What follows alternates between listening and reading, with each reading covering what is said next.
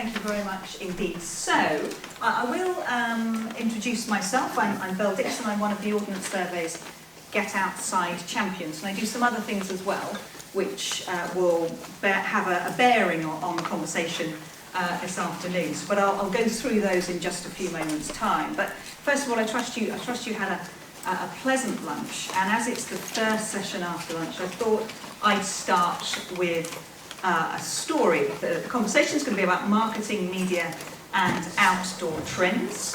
But here's a little conversation, a little story I wanted to tell you. So this here is my friend Leslie. She's a sea swimmer. She's one of those sea swimmers who enjoys going swimming in the sea throughout the winter without a wetsuit. And this is us after an autumn equinox full moon sea swim. And as you can see, Leslie has caught the moon, and I'm looking a bit bonkers here. But that's what happens if you have a sea swim outdoors. And I wanted to tell you her story because we had a conversation after I put a little post on social media. It was a Dartmoor bivvy, a photograph taken by my good friend Fee Darby, just there, another Ordnance Survey Get Outside champion. And I said, if you'd like to do this sort of thing but don't, what is it that gets in the way? And Leslie's reply was, because I never thought such a thing was possible, and I'd never met anyone until now who would want to bivvy with me. So we said, this sounds like an opportunity to make a plan. So we drafted in Get Outside champion and survival expert, David Love. He's a major in the army as well, so he knows a thing or two. And because I'm a podcast producer, we made a podcast, which we're going to hear just a little about finding the edge of your comfort zone. Welcome to Get Outside, the Survival Edition, brought to you by Ordnance Survey. So I lowered myself into a snow-filled gully and did an ice axe arrest down 400 foot. In it, adventurer, mountaineer and Get Outside champion David Love shares key survival skills. Survival is a completely different mindset to, say, bushcraft. We take wild camping newbie Leslie on a wilderness sleepover. I haven't walked this far with carrying my stuff, so that was quite a challenge. Eat some things we really, really wish we hadn't. Don't put it out, just keep doing And share the simple steps that could see you having a Get Outside survival adventure all of your own. The first thing you need to do is make a decision that you want to go wild camping. Click the link to hear the full podcast, and for more outdoors inspiration and information, head to getoutside.uk. So that, basically, the reason I wanted to play you just a little bit of that, because the focus of this talk is how much does marketing and media affect outdoor recreation trends? In other words, does what we see, I suppose you could say, affect where we go and what we do? And I wanted to sort of play that because, in a way, that was one instance of somebody seeing something on social media literally affecting what they did and where they went and how they did it, if you like. It's also more broadly, I suppose, an example. I was introduced to the notion of bivvying outdoors. This is where, I'm sure you know, you sleep without a tent for some reason. And I was introduced to that notion effectively through social media and people that I've met at outdoors conferences, people like Phoebe Smith and Erin Bastian and that kind of thing. And through that, I then put something on my Facebook, which by no means has that many people looking at it at all, but it had an impact, etc. The podcast was able to introduce the notion of sustainable and responsible backpack camping, if you like, and how to do that properly. So I suppose in that example, there's that chain, seeing something on social media, it producing a reaction. But how much does it, how much can social media and marketing affect outdoor recreation trends? So in the next sort of 15 minutes or so, we're going to look at some statistics, because I think they're important, some of the issues it may well create, and some of the things that hopefully I can sort of contribute as somebody who helps encourage people to get outside, if you like. Very briefly, I need to just give you a bit of context about me, because I'm one of those people when someone says, what do you do? About 10 minutes later, I've finished explaining, and it's not, I hope, because I'm long-winded, but there's quite a lot of different things. I produce the Ordnance Survey Get Outside podcast. I'm also a Lonely Planet writer, so this year was Ireland and the year before was Iceland and Great Britain, which is an interesting mix.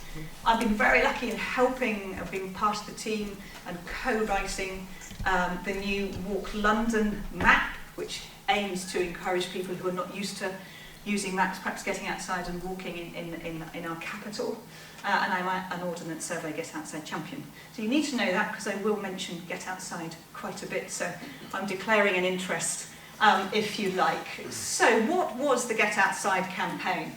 It was set up by Ordnance Survey, and it established it to help more people get outside more often. And because of some things like some quite startling statistics, we spend more time as a nation on the toilet than we do outside, those kinds of things.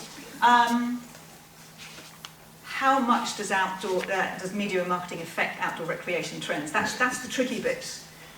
So the Get Outside campaign reaches about 1 million people a month. You would expect it would have an impact. We're likely to reach about 6 million visitors to that website, getoutside.uk, this year.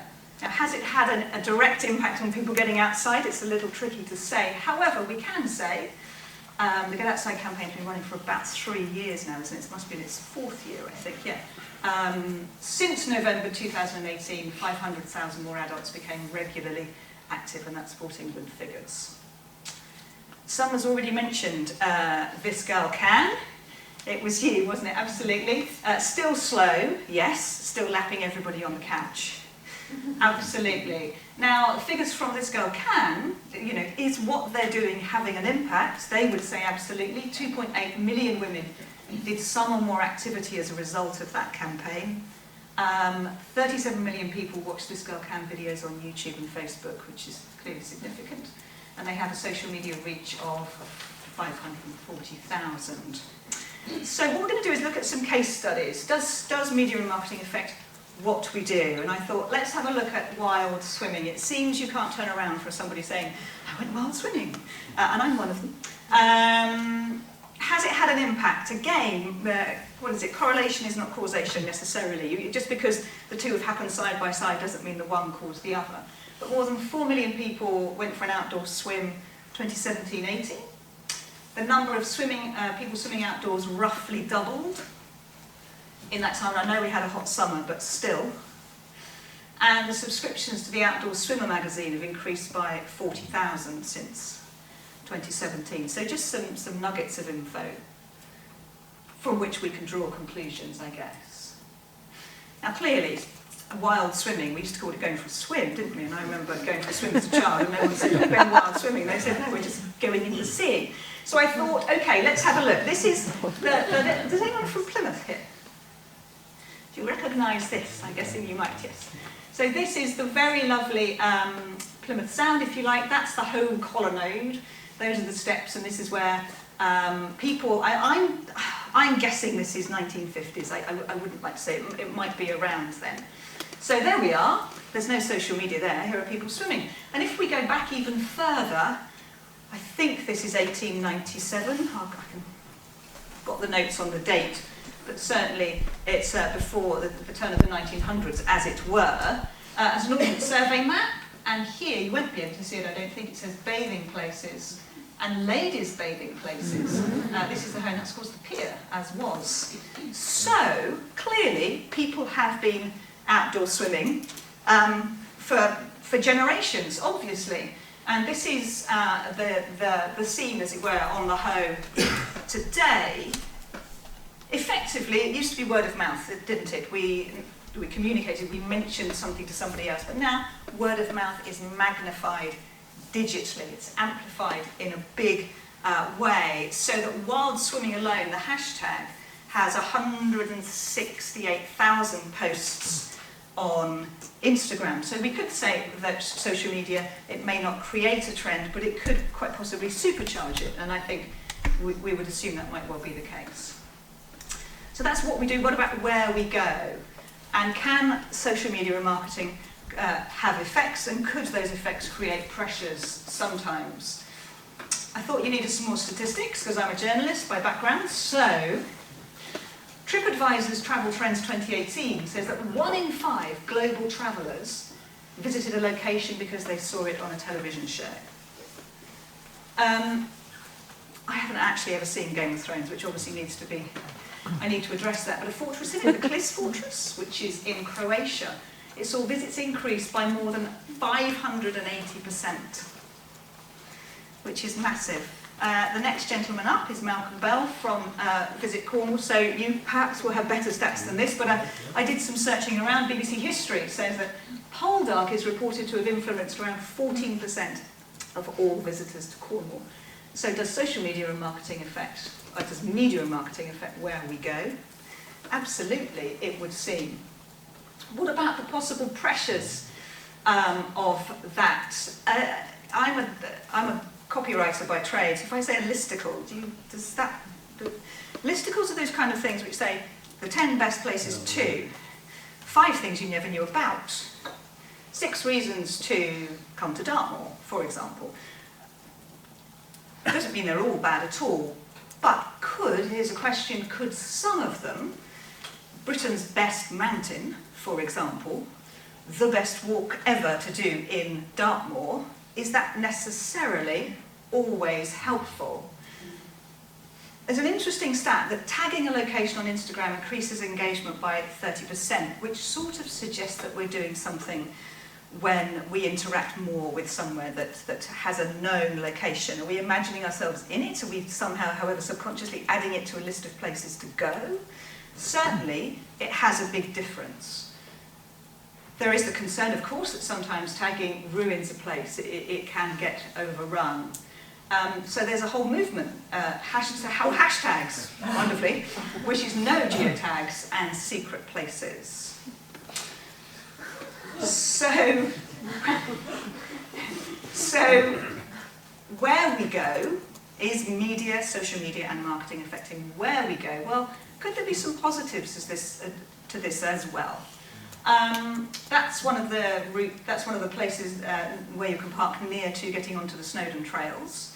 If media partly fuels over tourism, which you could argue, it also reveals it and discusses it. How do we know about this car park? Well, we've seen it on social media. It's not even a car park, is it? A verge. So media, social media and marketing can also publicise things like the Snowdon Partnership Plan, which raises funds and helps train youngsters in conservation. And also, if harnessed properly, effectively, it can promote the wider areas, Snowdonia National Park, not just Snowdon the mountain. It can create maps and itineraries which will spread the number of visitors, hopefully, rather than over-concentrate them. And those other places, heard of Snowdon? You know, here's a whole section of however many other options that you can walk it in the same area, get away from the crowds. Yes, I can see the inherent potential contradiction in advising people to get away from the crowds. But it can spread that notion out, and perhaps it's about giving the suggestion for an experience rather than a specific activity. So is it come to Wales and find your epic? Is it find your own wild space in Dartmoor, for example? Breathe deeply, engage, enjoy, as opposed to walk this trail and see this view. Can social media and marketing affect how we go? Of course it can. I mentioned Fee Darby. Would you like to give a wave? Fee is one of the blondes, of 2 blondes walking, who's a Get Outside champion and also a Visit Dartmoor ambassador. And what Fee and Lucy are able to do very effectively is get across quite complex messages. For example, backpacker camping, or you might know it as wild camping. It's something which, again, lots of people are talking about, and Dartmoor has a special relationship with it, whereas parts of Dartmoor, you are able to camp wild, not in a recognised site, provided you follow a series of very strict, but sort of rules, which sometimes people leave all of the qualifiers that I just put around that sentence and say, oh yeah, I can go and pitch a tent on Dartmoor. Well, but what Fee and Lucy are able to do, because they do a lot of kind of education, repeated education with humour and wit and intelligence, is they're able to get across the notions of all those qualifiers. So you're constantly communicating the qualifiers, if you like. So how we go, can it affect how we go? So Fee, I'm sure, will answer questions about that if you want a little bit later. Can we go safely and gently? You could say that good resources help influencers get the right message across. Dartmoor National Park's online backpack camping map is fantastic because people can search specifically for the whole of the places they are able to go. Coverage of personal stories of BBC's Saving Lives at Sea help us realise that we should certainly not leave home or get on a boat without a life jacket, checking the tide times, an EPIRB, etc. You get the message from watching that. Marketing campaigns, things like infographics. I noticed in our welcome pack from Dartmoor National Park, those great ones about what the park does. These are so super shareable. You get loads of messages across, and you could say that many influencers want to communicate responsibly. Of course there'll be some who don't, but there is stuff that can be created for people to share, and if that was about, I don't know, the rules of whether you can backpack camp or not, the whole of that information is there. Stuff won't get left behind with that. And yes, I think you're chuckling about the benefits of cycling. Runs on fat, not fuel. Bye-bye spare tyres. Anyway. So how we go the positives. And when you say the positives of media, the effects it can have of how we're getting out, so you just need David Attenborough, really. It can protect our world, you could argue, as much as it can expose it to harm. David Attenborough from Blue Planet 2 to the United Nations. That's quite impressive. Plastic Free has 1,800,000 plus Instagram posts. Things like the Beach Clean movement. That's fueled, driven, shared through social media. So, you could say we live in a new environment of influence. Everyone is an influencer. If you have any social media account at all, or even you could say just a WhatsApp, you are communicating, you're writing, you're possibly taking photos, you're sharing it. So, how much impact is that having on outdoor recreation trends? And actually, what might help? Clearly, education. We talked about we had a lot about engaging this morning, didn't we? Communities, physical and digital. Opportunities for people who wish to be ambassadors. There's something there for them because they love doing it. It may be something else as well. Days out for communities, events. We heard about that notion that liking some have to have something that's planned. Is there content that people who would have an interest in the sharing of a certain message can create, which people can share? It might be on itineraries, infographics, things like podcasts, perhaps. Something that we can share as well. And Only Connect, I suppose you could say, is perhaps the key of it. It's about engaging people enough so that they engage with others. And in that, it's useful perhaps to look at why we share. Why do we share that that's a kayak spot off Plymouth, that's a New Year's Day swim thing via another swim spot, I swim a lot. That was phosphorescence in the water off Plymouth Sound. Phosphorescence! Anyway, I don't know, silly beachcombing and daft selfies. And I suppose we share the outdoor stories because somehow we feel it matters. Because finding our way, you could say, in the outdoors helps us make memories, plot adventures, and navigate towards dreams. Because when we are outdoors, we connect better with the world, ourselves, and with families and friends. So what about the future? Logically, more social media content could well create this desire to be active outdoors. So the question is, how can you start planning now for that increase in visitor numbers? People protect what they love, Jacques Cousteau. So I would say we love something when we experience it, when we've made those memories, when we've created outdoors experiences that we might want to pass on. Now, you can supercharge that affection and also that protection when you get outside.